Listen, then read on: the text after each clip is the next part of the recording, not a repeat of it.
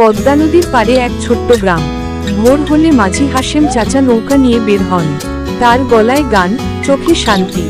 হাশেম চাচা শুধু মাঝি নন, তিনি গানও করেন। পদ্মার ঢেউরে মন ভেসে যায় তার সুরে।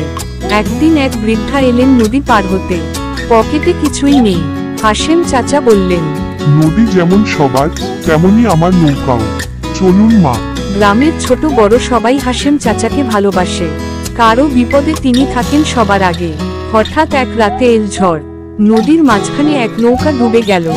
হাশেম চাচা ভয় পাননি, তিনি ঝুঁকি নিয়ে গেলেন আর দুজনকে বাঁচিয়ে আনলেন।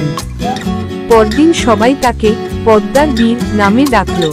হাশেম চাচা শুধু হাসলেন, মানুষের জন্য কিছু করতে পারাই আসল সম্মান।